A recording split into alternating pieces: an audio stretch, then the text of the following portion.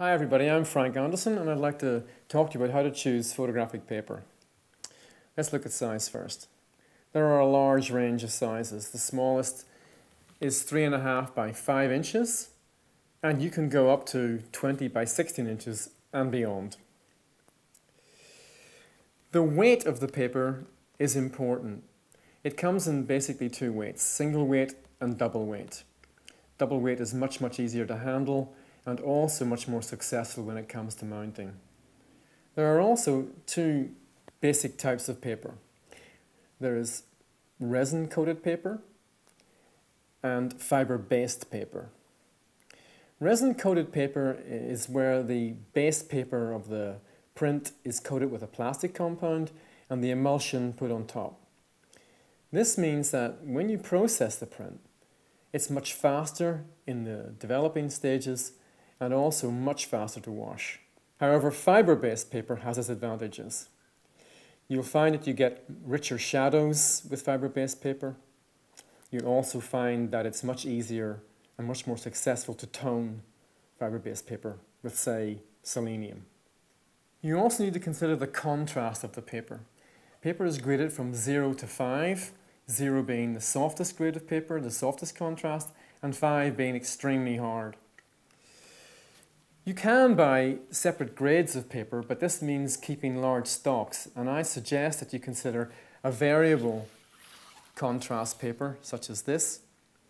With variable contrast paper, you do need to buy a set of filters. These filters are placed under the enlarger lamp during exposure, and you control the contrast in this manner. It does also have the advantage that you can get half grades with filtration. Finally, we have to consider the finish on the paper.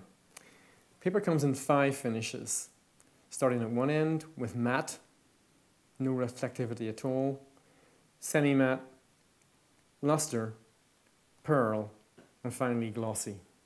This print is an example of a glossy finished paper. It might be a little difficult to distinguish the difference between the two, and this print was made on luster, which is a duller finish. With matte paper, the contrast is noticeably reduced. At the other end of the scale with glossy, the blacks look very rich and deep, and this is the advantage of glossy paper. A compromise is struck by using luster as a halfway house. To summarize then, there really is not a lot to choose as far as size and weight is concerned between fiber-based and resin-coated paper. I feel that fiber-based paper is more of an art paper. It's easier to tone, richer blacks, whereas resin-coated is cheaper, much faster to process, and if you're dealing with a lot of prints, I think that you should consider resin-based over fiber.